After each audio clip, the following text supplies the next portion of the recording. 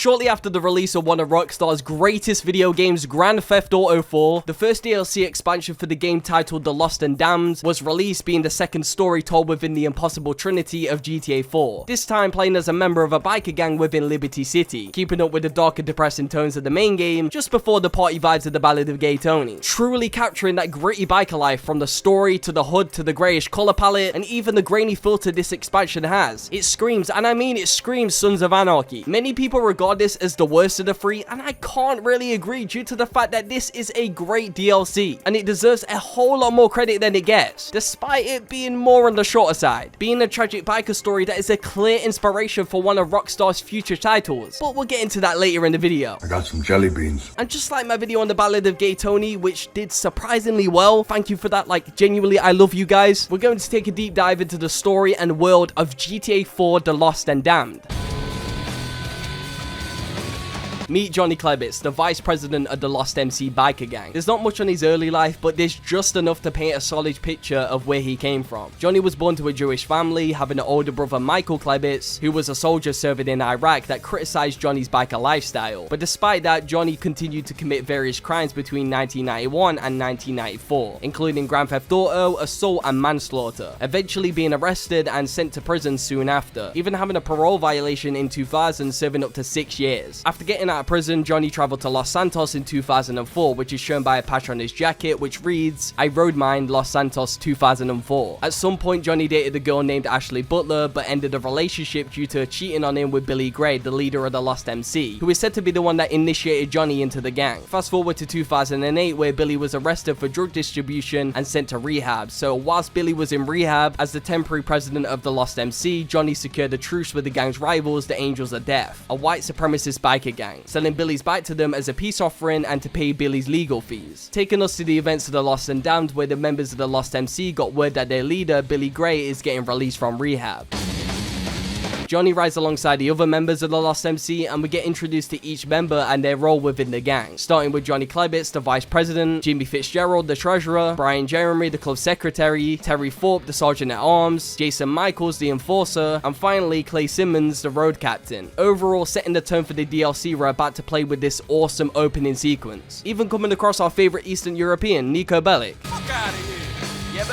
The gang finally arrive at the rehab center and witness Billy having a conversation with his sponsor and parole officer about his progress in rehab, showing that Billy has become a different person and changed his ways. Well, not exactly. Mr. Gray has made great progress. His share on willfulness was one of the most powerful things I've ever heard. I believe in this man. Well, let's hope you don't live to regret that faith. God works in mysterious ways. In this case, seems God is downright perverse. But I'll leave the salvation to you gentlemen. You stay out of trouble. Yes, Daddy. Excuse me? Yes, sir. He's clearly lying, which is something his parole officer easily picks up on, but his sponsor, clearly lacking brain cells, believes him. You changed me. Gentlemen, shall we get the fuck out of here? Hey, stay in touch! Johnny hands Billy his cut, welcoming the Lost MC president back home. Home sweet home.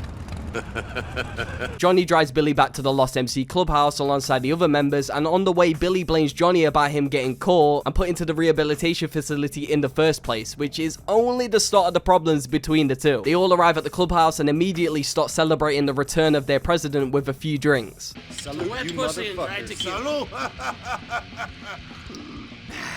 Okay, another round for him. Goddamn right. Yummy. So, Johnny boy, where's my bike? You know where it is. Let me rephrase the question. Where the fuck is my bike, and where the fuck haven't you got it back for me? Because you know where it is. Are you deaf? Billy confronts Johnny about his bike, despite Johnny keeping the club business together whilst he was away, showing Billy is only out for himself rather than his brothers, not even appreciating what Johnny has done. All whilst Brian is sucking up to Billy. You'll come to find out that Brian is Billy's #1 fan, and backs him all the way even if he's in the wrong, overall having this blind loyalty to this so-called leader. Get my bike! What am I, your fucking dog? I told you you should have gotten back. You told me. You told me you don't tell me shit, you little fuck! Johnny then explains the reason why they sold his bike to their rivals, including the fact that Billy's bike chopped off an innocent girl's leg and put the Angels of Death road captain's nephew in a coma, along with needing money for the business. Further showing Johnny is the most level-headed person in the room and was making the best decision for the Lost MC's future. After more back and forth arguing, Johnny gives up and heads out to steal back Billy's bike, just before Billy apologizes, so they kiss and make up. Peace and prosperity be damned. Peace and prosperity be damned, my brother. The gang ride out to the chop shop to meet up with someone by the name of Pretty Boy who may know where the bike is. And on the way, Johnny voices his concerns to Billy about the direction the Lost MC is going. But Billy quickly shuts him down and calls him ungrateful, once again showing his distaste towards Johnny. They finally arrive at the chop shop and interrogate Pretty Boy for the location of Billy's bike. Good to see you, Bill. Man, I thought you was dead. Jim, start up the bike. Whoa, hold on. No, wait, please. No. Where is my bike? Speak, you ugly fuck! Okay, listen. The Angels of Death took it to their place in Northwood. What the fucking Angels of Death? Thank you. Yes. Now that they know the location, the gang ride out to the Angels of Death hangout and Johnny gets into another disagreement with Billy, once again about the club's direction, with Johnny feeling like respect and all that quote kids stuff is pointless and they should just focus on keeping the business afloat, whilst Billy doesn't care about the money and claims that everything he does is for the Lost, but obviously his actions say otherwise. Once they arrive at the hangout, Johnny takes out all the Angels of Death members in the area with a brand new weapon, the sawed-off shotgun, easily the most iconic weapon in this entire DLC. I think we earned us a drink. Follow me. With Billy's bike now back in his possession, the gang ride back to the clubhouse, and on the way, we get introduced to the gang formation mechanic. This mechanic is used every time you ride out alongside the Lost MC, so every now and then, the Lost MC badge will pop up on the floor, and if you stay on the badge holding the formation, it will heal you and repair your bike, also triggering the conversation with your fellow brothers. Honestly, it's a pretty cool and unique idea I've never really seen in a video game before, and it definitely helps considering health is sometimes hard to come by within GTA 4. So having this feature makes the experience a whole lot easier. After a few short conversations with the brothers, they arrive back at the clubhouse and Johnny gets disrespected by Billy. Tell me, do you still have Ashley's phone number? Why don't you give her a call for me?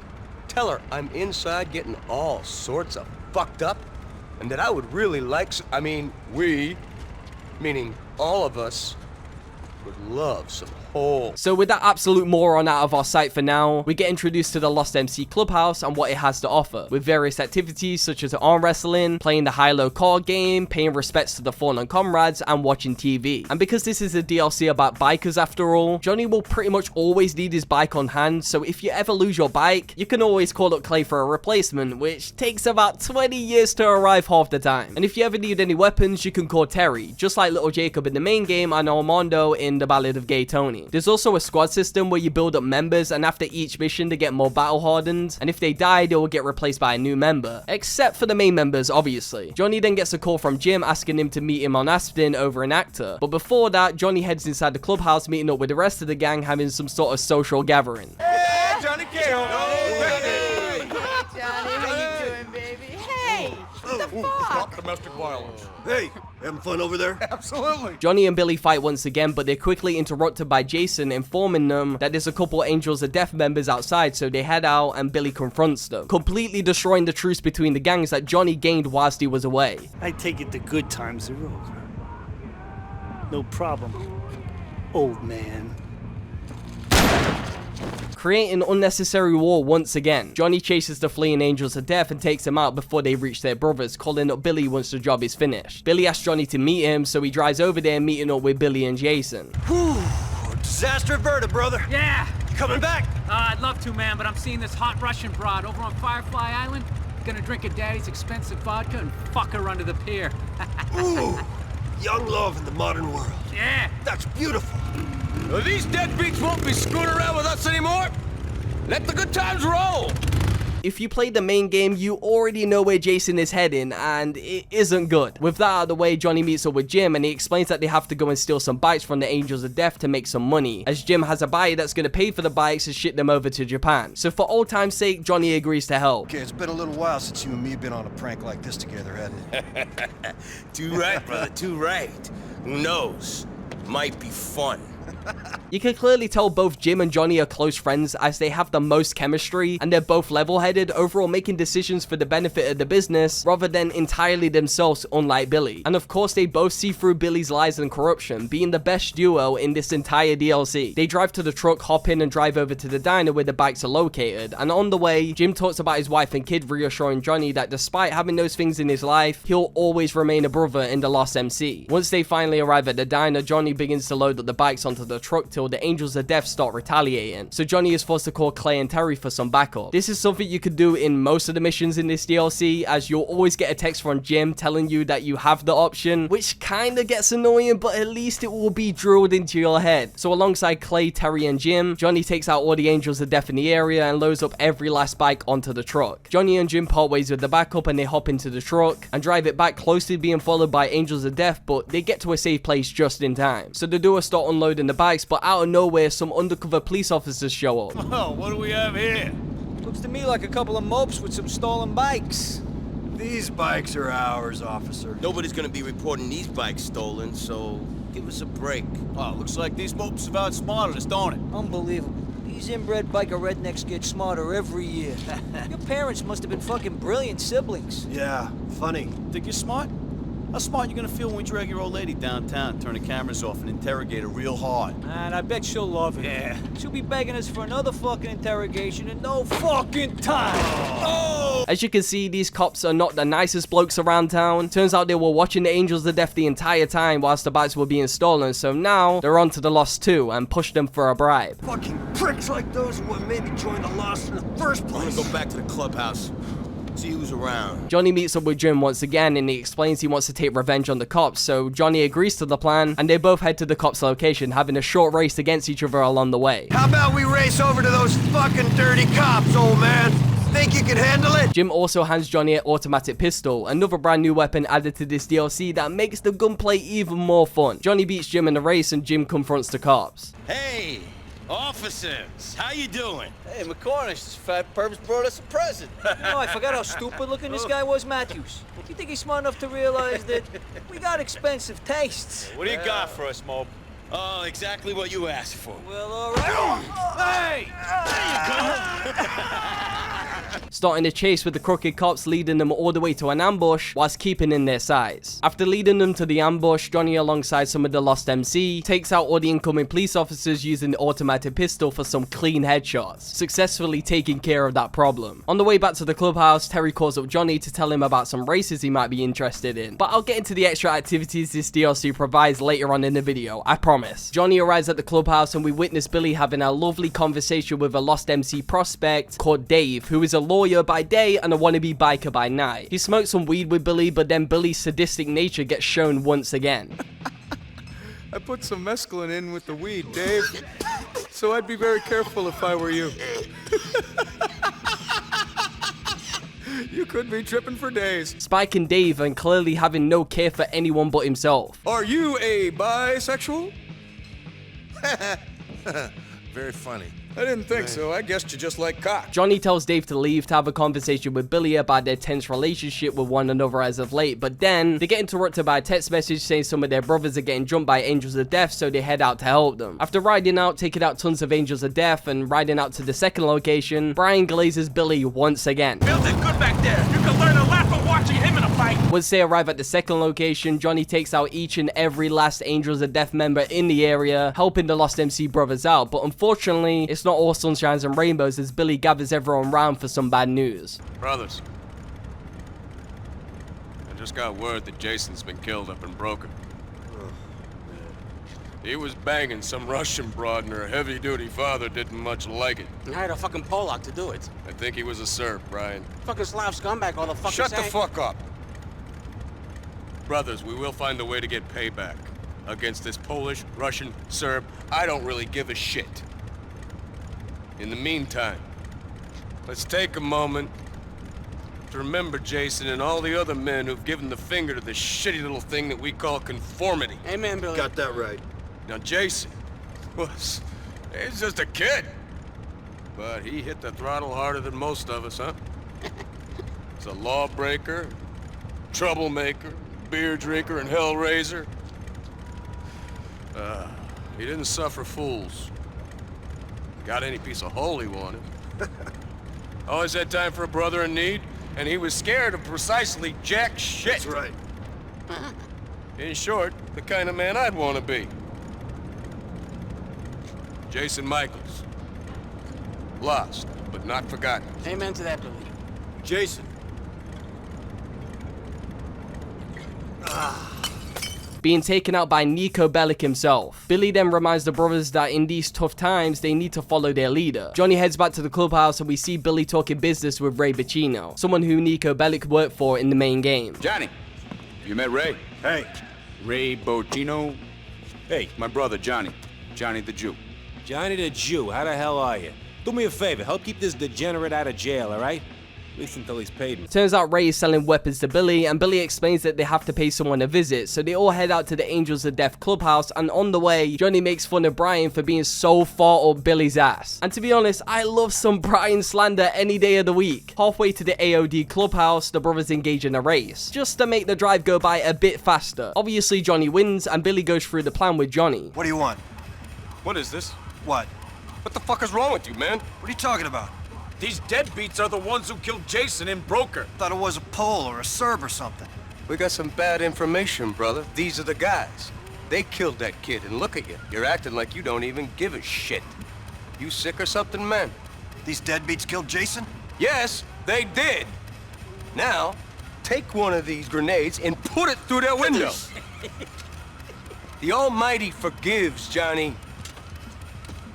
The lost don't. Yeah, amen, Johnny boy. So Billy is clearly using Jason's death for his own motives, putting the blame on the Angels of Death to manipulate everyone and to keep the gang's loyalty, making decisions and plans that further destroy the foundation of the gang. But because Johnny is loyal to the gang and at this point has no other choice than to follow Billy's orders, he shoots a grenade into the clubhouse using the brand new grenade launcher, another weapon added to the DLC, luring the Angels of Death out and putting them down. Once those are dealt with, Johnny heads inside to take out the remaining Angels of Death members, but then Billy's true plan comes to light. Pack it up, Johnny.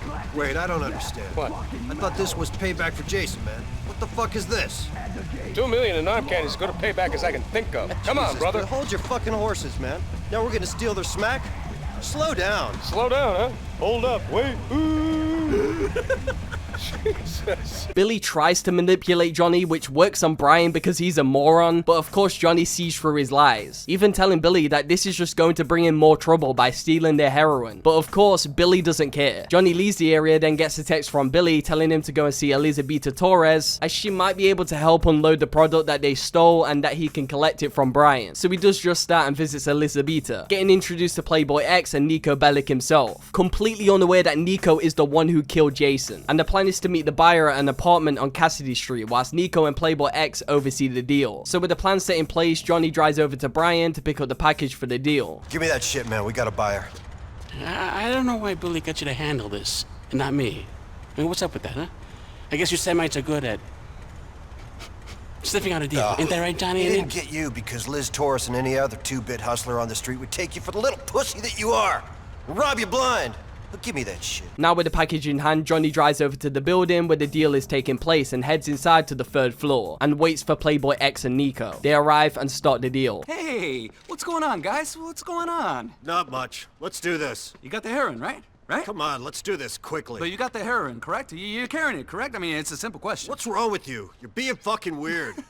Not weird, man. I just want to know if you're carrying the stuff, right? You ain't right, friend. No, Come on, let's get out of here. LCPD! Freeze, motherfucker! I said freeze! So yeah, turns out the buyers were undercover cops and this is a drug bust. So whilst Niko and Playboy X fight to the roof, Johnny fights his way downstairs to escape, taking out a bunch of cops along the way, finally escaping on his bike and receiving a call from Billy. He tells Billy the bad news and Billy informs him that there's a congressman that needs his help called Tom Stubbs that could potentially prove to be useful, but Johnny doesn't like the fact Billy's bringing in these types of people into the mix. Despite that, Johnny heads over to the Gentleman's Club to meet up with Mr. Stubbs, but on the way, he's contacted by Agent Jones of the FIB to give up some information on his gang to avoid jail, but refuses and hangs up the phone. Just before Johnny meets up with Mr. Stubbs, he runs into a nice employee of the Gentleman's Club called Levis and disrespects him. I think you should leave, sir, before I call the police. I think you should leave, sir, before I... Dude, it is the 21st century. Let me tell you something. You've got a job wiping rich pricks' asses, and for some reason you seem a little pleased with yourself. Will you leave? Trust me, man, nothing would please me more. But I'm supposed to see Tom Stubbs, and well, he said to meet him here. Levis takes Johnny to Mr. Stubbs, leaving the two alone. So whilst he walks around booty naked with his wee-wee out, and I'm not even joking, starting to feel a little queasy. He goes over exactly what he wants help with, which is to kill his uncle who holds the family trust, and of course Mr. Stubbs needs the money to finance his re-election campaign. So he wants Johnny to take him out and make it spectacular. And what else could be spectacular than using an RPG? Johnny drives over to the airport and takes out the uncle with an RPG and using Mr. Stubbs as inside man to escape the airport. Overall, a clean job. Sadly, Stubbs, I'm not gonna be able to disappoint you. Your uncle is no longer with us.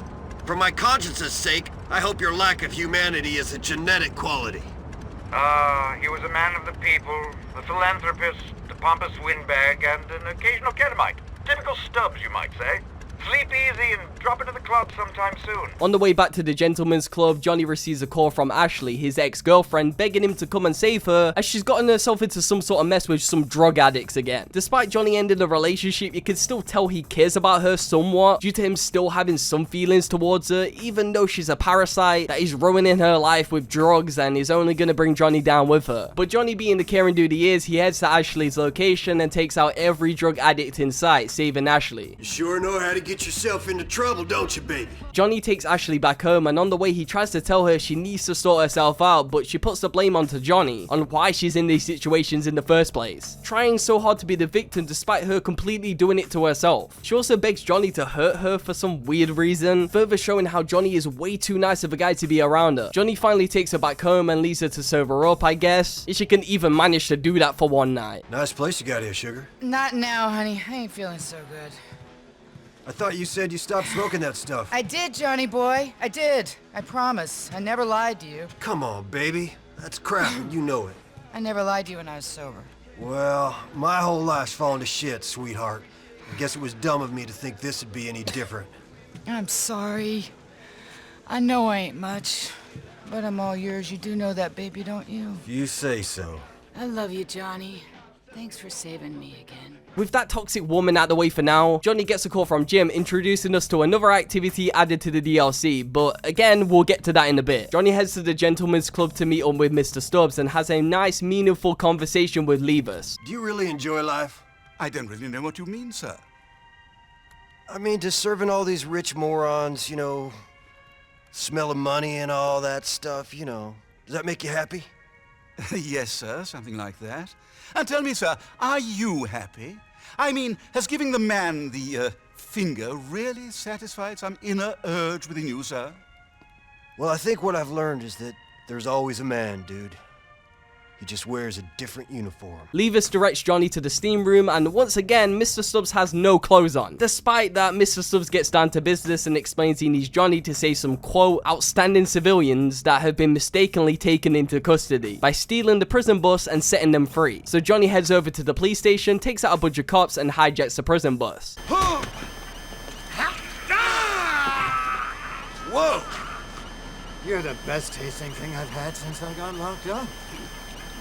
That's intense.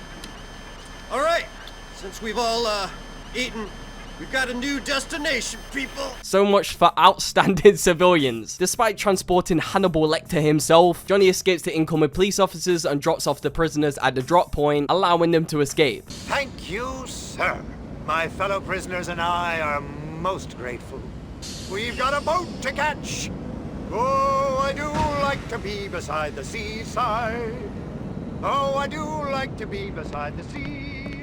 Oh, I do like to walk along the from where the brass band plays fiddly bum bum bum bum. Personally, I wouldn't get on a boat with him, but I guess anything beats prison time. Johnny receives a text from Billy asking him to head to the clubhouse for a serious discussion, so he does just that and arrives at the clubhouse, finding Billy and Jim arguing about what to do with the heroin they stole, as it turns out it belonged to the Triads. Hey, what's up? I'm just trying to explain to our friend here that possession is 9/10 of the law. We should make the Slopes pay us back. Billy, I got Chad on the phone. Pay us back for what? Look, we have a business opportunity here, Johnny. I think a guy like you should be pleased. Yeah, but Jim says there's some problem. There is. That H we stole. It belonged to the Chinese. The deadbeats told them we got it and they want it back. So? Fuck them. Finally! Billy, Chad's on the phone about the meeting. Look, normally I'd be down for that, but these aren't the type of dudes you just say fuck them to. There's some heavily armed, pissed off motherfuckers who killed a couple of angels when they found out this shit was gone. Johnny agrees with Jim and believes getting rid of the heroin back to the rightful owners is the best play, but despite Billy's distaste towards the plan, he reluctantly agrees. Johnny rides out to the meet alongside Billy, Brian, and Jim, engaging in another race along the way. Once outside, Billy goes over the plan. All right, Jim, Johnny, since you two were both so vocal in your support of this deal, you two are going to be the ones to hand over the Brown to the Slopes. What? What are you and your boy here gonna be doing? We are gonna watch your backs because unlike this fat man here, I just don't trust those little yellow bastards. Good luck. Hey, they don't need luck. We're looking out for them. This better be cool, man. Despite this entire plan being slightly sketchy, Johnny and Jim hand over the heroin to the triads, but the deal goes wrong as this entire thing is a setup by Billy, and they get ambushed, forcing Johnny and Jim to fight their way across rooftops, taking out ways of triads, and the duo witness Billy getting arrested. You set me up, Johnny! You set me up! Put your hands in the air. Now! Fuck you, Johnny! You're dead! Shut your goddamn mouth! Shut your mouth! Dead. Shut up! So whilst attempting to abandon both Johnny and Jim, Billy crashed his bike, instantly getting karma, but obviously shifting the blame onto Johnny using his manipulation tactics once again, which actually worked because Johnny calls up Brian and he too blames Johnny. So the duo meet up with Brian and head back to their turf, with Johnny being promoted to chapter president, considering Billy is now arrested. Along the way being cursed out by Brian, the absolute loser. Once at their turf, Johnny confronts Brian on what just occurred. Jesus, that was heavy, man. Fuck it. What was Billy's fucking problem? Nothing wrong with him, buddy. You two want us to end up all dead? Man, Billy was right about you. I knew you were a rat. Now he's gone, man. He ain't gone, Brian. He's gone to prison. He's not dead. You ratted him out. You ratted him out. No, I didn't. He nearly got me fucking killed. You set us up. You always wanted to be the one, the man. You're a gimp, Johnny. A gimp and a fucking Judas. What the fuck are you talking about, you ass-kissing little weasel? Hey, Brian, Johnny's not like that, man. Jim, you're wrong, man.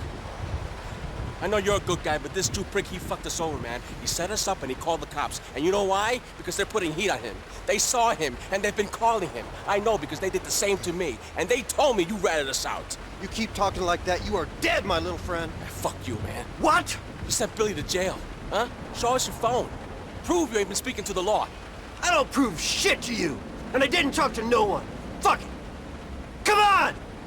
Stay away from us, you hear? With Brian out the way for now, Johnny meets up with Jim alongside his friends Mark and Deshaun, younger street bikers that prefer modern sports bikes to the older choppers the Lost MC ride. Jim explains that Mark has managed to acquire some explosives and wants to use the explosives to put the Angels of Death out of business for a while, by taking out their vans. With that, it looks like we could take the whole fucking town out of business. Motherfucking right. So what do you say? Are you down? Oh, man, you gotta ask a question like that? Looks like you're going senile or something, man. That's what I thought you'd say. Yo, you fools have fun, but remember this. You get in any trouble, you ain't meet me. Malk, I don't know where you got that shit, man, but one thing's for sure. We will have fun. Kai, play nice. Peace, son. Later, Malk. So using the brand new pipe bombs kindly given by Malk, Johnny takes out a few Angels of Death fans around the city and calls up Jim with the good news. But Jim being Jim, he tells Johnny to give Terry O'Clair a call for backup for the 100th time. Like seriously, the amount of times this guy talks about using the backup mechanic is insane. With those deadbeats in the ground, Johnny receives a text from Elizabeta explaining she has more work for him, but before that, he has more important things to deal with. Brian, Billy's bum buddy. Here comes Tweedledum and Tweedle-fucking-dum. Fuck you. Billy was always good to you and you ratted him out. Billy's a one-way SOB and he don't give a shit about the brothers. No, Yeah, you think Billy'd stick his neck out for you? You're dumber than I thought. I knew you'd say that. Just knew you'd say that. You're so predictable, Johnny Little Dicklewitz. What a baby. Yeah, and your babysitter Billy is on the inside now, so it's bedtime for you, motherfucker. Not your call, Get the boy. fuck out of town. Not your call, boy. You're the one taking a nap. Put these assholes in the ground, brothers. Johnny takes out the traitors alongside Jim and is forced to chase down a couple of fleeing goons, taking them out as well. But unfortunately, Brian escapes, so for now, they'll have to wait to get their revenge. Looks like we're about all that's left of the Alderney chapter, man. We don't need numbers, man. We need brothers. And that's what we got left. You, me, Angus, Terry, Clay, brothers. You're right about that. Shit. I wish we pinned down Brian. That little weasel. He'll turn up soon enough. Johnny checks back in with Elizabeth for that job she was talking about, meeting up with Malk as well. I didn't think you lost bikers got down with peoples like Malk here. They with their sports bike, you with your choppers. And looking at the two of you don't make no sense to me. It's a crazy city. Well, this is crazy times, Liz. There's a recession going on. And in this troubling economic climate, you gotta make compromises. Malk here is my compromise. Hey, yo, fuck you, clown. You can compromise these nuts. Shit, Give me some. these ain't troubling times for us. Liz goes on to explain she needs their help to deal with some dealers that have been moving product under her nose. So they drive over to the toll booth to ambush the convoy, and on the way, Malk confronts Johnny about disrespecting him in front of Elizabeth, but Johnny pretty much tells him to man up. They finally arrive at the toll booth and get ready to ambush the convoy, and Johnny equips a brand new weapon, the automatic shotgun, the strongest weapon this DLC has to offer. So after taking out the entire convoy, Johnny hops in a van full of cocaine alongside Malk and they drive it back to the lockup. On the drive back to the lockup, Johnny and Malk discuss the differences and similarities between their lifestyles as they both ride bikes. So let's not let this descend into an argument about the merits of good American machinery versus foreign plastic fantastic crap. Or why you guys look like rejects from a bondage club. Or why you guys dress like the Republican Space Rangers. Ouch! So with a job well done, Liz contacts Johnny with a number to Roman Bellic's taxi service, which is a pretty nice gesture from her. Anyways, Johnny heads back to her apartment and it looks like Liz is a little bit on edge, waving the gun around and talking on the phone with someone. Andreas! Hey! Why do I pay you to protect me when you don't do nothing? I was in the kitchen, I was doing the thing. I don't want no fucking excuses. Get the fuck back in the kitchen. Pero, okay. She talks about her backstory a little bit, about how she fed someone their balls or something, and explains that she needs Johnny to pick up a drug mule called Marta from the airport. So Johnny drives over to the airport and witnesses Marta getting manhandled by a creepy officer. Habla inglés, huh? Habla inglés. Suck American penis when you get into holding. Liberty Swingers, good team, eh? Wow. Drug mule skanks ain't usually this cute. This is gonna be fun. Hey, come on, baby. No. I don't know about you, but the America I believe in doesn't deport hard-working young girls like this one. Yeah, well, the only thing this girl works hard at is swallowing bags of coke and in a minute, blowing me. So, sir, Oh, yeah, cool. excuse Hey, me. hold on. Your name Marta? See. Come on with me. Come on, keep your head down. Starting an all-out gunfight with the police. Johnny takes them all out and drives Marta to safety, all whilst he tries to communicate with her, despite her not being able to speak English, so it isn't much of a conversation. Okay, here we are. Aquí. Bueno. Gracias, Johnny. Nos vemos pronto. Johnny then meets up with the boys, but also Ray Bacino too, who apparently has info on Brian's location as he found out about their dispute through Ashley, and if we know Ashley, they're clearly sleeping together. You friends with Ashley? Everybody's friends with Ashley, tough guy. Ray doesn't care what happens to Brian as long as the business keeps running and everyone gets back to work, which is why he's willing to give Brian's location up. I think that guy makes my skin crawl. But now that you mention it, so does Brian. And right now, he's our problem. God damn it. Brian was my brother. Yeah, he was, but so were a lot of people. I don't feel like that shit means too much anymore. So? So I'm gonna go pay Brian a visit. And see just what that fat fucker's problem is. Johnny heads over to Brian's safe house and calls up Terry and Clay for backup, throwing a pipe bomb through the window, forcing Brian and his goons to run out the back, allowing Johnny to easily take them all out, ending this Lost MC civil war once and for all. Also turning Brian's apartment into our own safe house. Jonathan, where's Brian? Halfway to hell, my brother. We don't need to worry about that little fucker pulling nothing. Good to know. I'll stop looking over my shoulder. Well, until Billy gets out of prison at least. Stay in touch. Turns out Liz has one final job for Johnny, so he heads to her apartment, needing help with one final drug deal. ¿Te quedas para comer? Huh? Eat. Oh, yeah. No. We gotta go. Shit's gotta get done. All right, some other time then. No, I don't think there's gonna be another time, man. Shit's closing in. All these snitches all over the place. You fucking hear that on your wiretap, Andreas? You fucking hear that? Maybe you guys should get rid of him and sell this coke later, huh? You want us to take Marta off your hands? Look after her until the heat's gone? You ain't getting your hands on my baby girl. You only gotta worry about yourself and selling that coke. You don't gotta worry about me, and you don't gotta worry about her neither, okay? Okay. Come on, let's do this. Yeah, we out, son. Adios, amigos. You can tell Johnny actually cares about Marta despite not knowing her that long, which is something they could have explored further, but unfortunately, Johnny will have to settle for Ashley. Johnny arrives at the deal and it's clear that the buyers are a bit sketchy and aggressive towards Johnny, Malk, and Deshawn, so you already know what's about to happen. Go ahead, girl.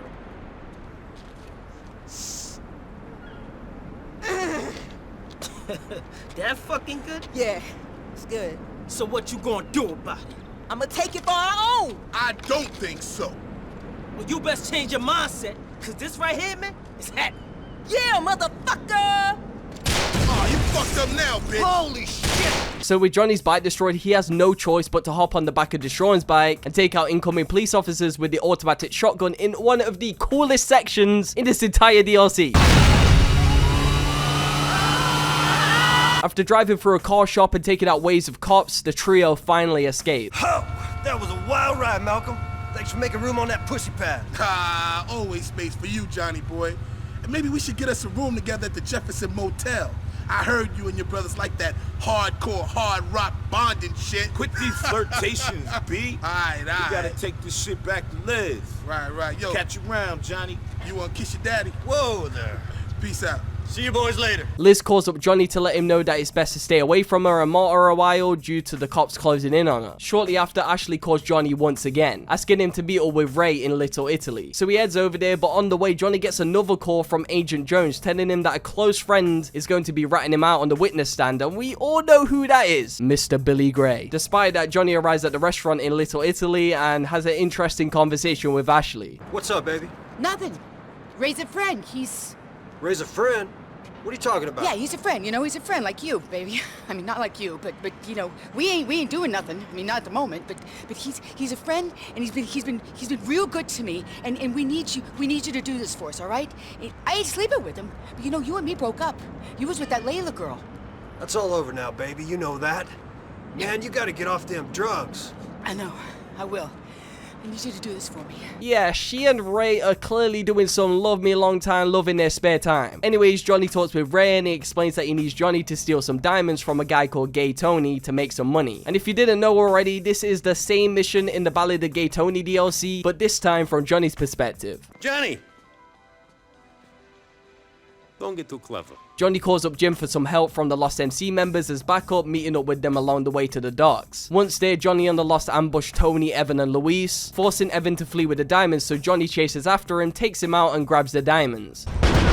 Johnny calls Ray telling him the good news, but just so Ray doesn't get killed, he orders Johnny to split up the diamonds, leaving half in the trash can and the other half in another trash can. With the diamonds safely disposed of, Ashley calls up Johnny to let him know he will get his cut of the diamond money as soon as Ray sells the stuff. Time to check back in with Malk. Apparently he was supposed to be meeting up with Deshawn, but he hasn't showed, so Johnny and Malk go on a ride together till Malk gets a call from Deshawn telling him that he's been shot. So with no time left to lose, Johnny and Malk race to Deshawn's location, but turns out he's fine and only got grazed due to some cheating bikers in a race he was competing in, so they follow Deshawn and take out the cheating bikers, showing them that you can't get away with cheating. Yeah, we just hit one out the park for fair play. For sure. But Deshawn isn't the only one in Liberty City in need of assistance, as Dave, friend of Billy's, needs Johnny's help. What am I, the Midlife Crisis Association? Oh, look, I am desperate, man. Take my watch, take my fleece, take anything, man. I'm fucking desperate. I'm dying here. Why is that? I'm being blackmailed by my secretary. She's saying I touched her. And I didn't do anything. She ruined my life. I didn't do anything. That's unlucky, man. So Dave wants Johnny to intimidate the woman's lawyer to make sure nothing happens to him. Pretty simple stuff. Johnny heads over to Denver Avenue and scares the lawyer by destroying his car. Job done. Put the brakes on your case against Dave Grossman or you'll be one good fucking lawyer, dude. With the lawyer trouble out the way, Johnny heads over to Ashley's apartment where she's got herself into more trouble again, dragging Johnny down again and forcing Johnny to help her out again. Turns out Ashley owes a ton of money to Dmitry Raskolov, so Dmitry's goons watch Johnny to kidnap someone for them to pay off interest. And that someone is none other than Roman Bellic. The name of the man we want is Roman Bellic. Yeah. He runs a cab business, but hangs around some backroom gambling place on Dillon Street in Shuttler. I got it. You find him. You take him. Now, run along. Ashley, you gotta stop fucking things up. Fuck. Because Johnny doesn't want to involve the brothers on a job like this for Ashley, he calls up Malk to tag along, which he agrees to, and they meet up. Nice rice rocket you got there. Come with a fortune cookie? As a matter of fact, it did. Told me I was gonna meet some 1950s looking motherfucker who preferred rusty oil dripping junk to high-tech precision machinery. Rusty oil dripping American junk. Bitch, please. Your patriotism is making you ignorant. Anyway, we're gonna go grab somebody. We need 4 wheels. I got that. Johnny and Mark drive over to Roman's favorite gambling spot, and on the way they talk about the reason they're even doing this job, showing how stupid Johnny is for even helping Ashley this much in the first place. Because as we all know, she isn't a good influence on him at all, and he knows that. They finally arrive at the gambling place and find Roman. Hello. Hey, old man, how you doing? Please, gentlemen. The men in there just took my money. I can't get robbed twice in one day. What do you want? The shirt off my back? Come on! We're not robbing you, we're taking you! Chips have been cashed, chubby. Johnny drives Roman to the industrial warehouse in Bohan, and on the way they engage in some of the funniest dialogue in this entire DLC, with Roman even jumping out of the car to try and escape. Bellic, I wanted to kidnap you. Now I might kill you. I nearly had you, buddy. You got to admit that. If it was a box of donuts, you'd get your fat ass in there. Come on, man. Squeeze in, fatso. After a lengthy car ride, they finally take Roman to the warehouse and drop him off. Somebody looking for a fat Slav with a bladder problem? So, this is Roman Bellic? Not such a tough guy, eh? What is all this fuss about his cousin? Listen, buddy. Ashley's square with you now. So do me a favor. Go easy on the fat man. I've seen some of the bodies you people drop into Humboldt. Easy, Johnny. You saw the shit stains in the back seat. He's scared enough. What happens to this shithead is none of your concern. You come with me. Shit, Johnny. Yo, I gotta bounce. Be easy, man. With that Ashley side quest out the way, Ray hits up Johnny to let him know that there's a handover happening at the Libertonian with the Jewish mob for the diamonds. And Johnny's job is to make sure Nico Bellic walks away with half the money. So with that info, Johnny heads over to the Libertonian and meets up with Nico. Hey, all right, man. How's it going? Hey, good to see you again. Yeah, likewise. Let's hope this goes a little better than before, yeah? Come on, let's get inside. Just like the main game and the Ballad of Gay Tony, this is where all three of GTA 4's protagonists meet. Luis ambushes the deal, starting an all-out gunfight, but Johnny luckily gets away with the money, taking out a bunch of enemies and coming across the bloodbath left behind by Nico. I wouldn't want this Nico Bellic coming for me. Guy is deranged. Once outside, Johnny takes out Ray's men, but then a few start fleeing, so Johnny chases after them and takes them down, calling up Jim to meet him. Hey, what do you got? Got all the money the diamonds can buy. You mean all Ray's money? Fuck Ray, man. Fuck all of them here. Yeah, fuck them. I guess we're rich then. Hold on to it, brother. You can bet your balls on it. Clearly a dumb move, considering he would have got a cut of the money anyway. Ray contacts Johnny, interrogating him about the money, but Johnny denies even having it, which obviously angers Ray as he knows he's clearly lying, and sometime later, Johnny gets a text from Jim telling him to meet him at Ray's. So he heads over there, but of course, it's a trap by Ray himself. He interrogates Johnny, pulls a gun on him, and escorts him to the basement. Gentlemen? What the fuck is going on here? Fucking hell! Stop that shit, asshole! Anything yet? Nah. Burn him again. Where's my fucking stuff? You see, Genius over here would rather get creme brulee before he dies. Hopefully you ain't so stupid. Where's my stuff? I don't know what you're talking about. Fuck you! What are you, fucking deaf? Where's my fucking stuff? I don't know. Who do you think you're bullshitting? A bullshitter? That's funny.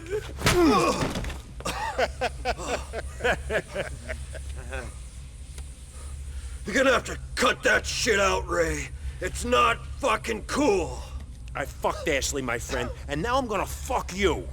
Where's my fucking stuff? Fuck off, Ray. Go ahead.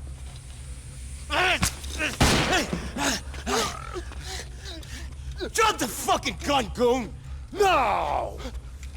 I'll cut him! No. Back the fuck up! Back up! Go ahead. Go ahead! Go ahead, run like a couple of girls! Billy was right about both of yous. Backstabbing fools. Good, I got guys in every corner. Where you gonna go? I'll see you later! I gotta go talk to Ashley. I'm gonna go get the fucking brothers. Johnny drives over to meet Ashley, but on the way there, she calls him, letting him know that Ray's hitmen are on the way to take him out. So before they do that, Johnny eliminates every last one of them and unfortunately loses a tire in the process. So with the hitmen finally dealt with, Johnny meets up with Ashley one final time. What's going on? I'm sorry. For which bit? For everything. He told me everything. Me and Ray ain't friends no more. Me and Ray neither, sugar. Johnny, I got some bad news. Jim, he ain't... Oh, no. Oh, man. Not Jim. Fuck this. Angus is crippled and Billy gone insane. And now Jim's dead.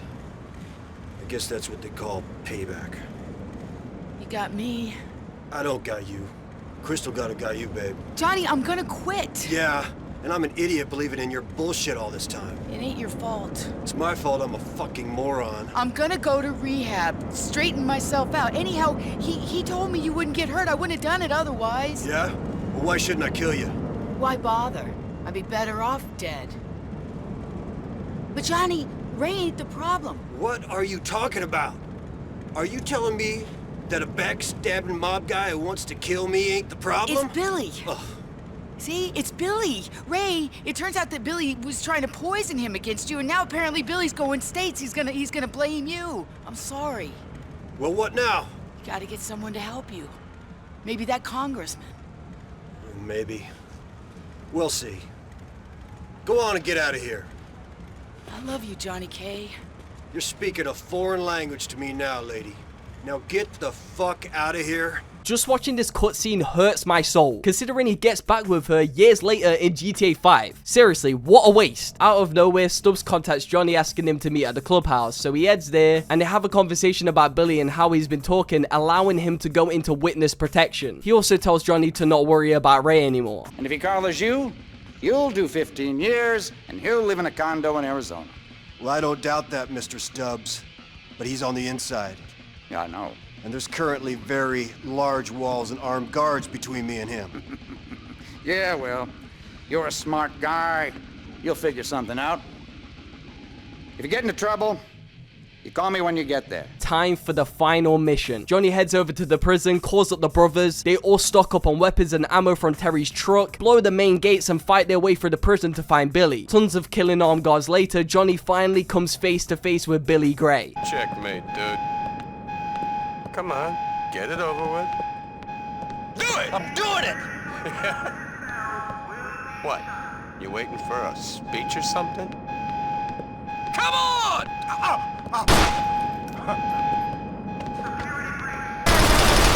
Now with that out of the way, Johnny rides back to the clubhouse and finds it destroyed and ransacked by Ray's men, coming to the conclusion that the Lost MC Alderney chapter is over. We had fun here. Yeah, we did. But it's over. Yeah, it is. How the fuck did that happen? You know how it happens. It's that fucked up part of people, which means good is never good enough. I mean, it wasn't enough we had to be drug dealers. We also had to be outlaws, to be maniacs, to be psychos, and to be greedy. You know. Well, that combination of greed and fucked up stupidity, that works well. In the government. Not so good if you're a fucking crook. Huh. Ain't that the truth? Go ahead. Let's put this place out of its misery. Yeah, do what you gotta do. Come on, man, let's get out of here.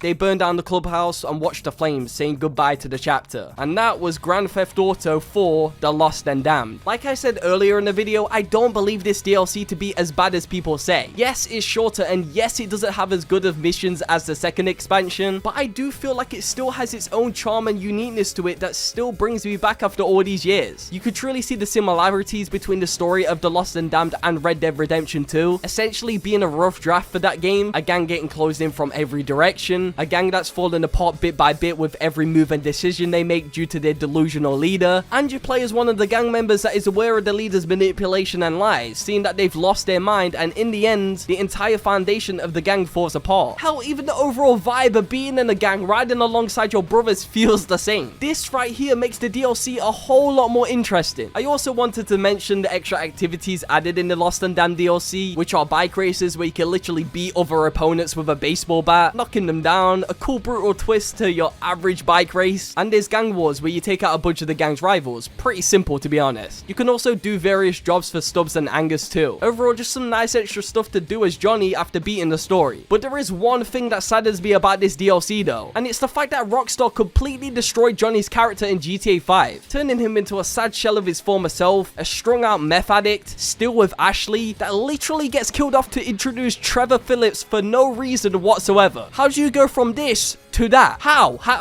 was that a thing? My guy Johnny Klebitz along with Terry and Clay deserve much better than that. Overall, GTA 4 The Lost and Damned is so much more than people realize, and it's truly a misunderstood DLC expansion that deserves more credit than it gets. I might potentially make an entire video on the main game of GTA 4, so if you would like to see that, just let me know in the comments. With that being said, like and subscribe and take care. With fists like these, I don't even gotta pack no heat. You can't stop me, son.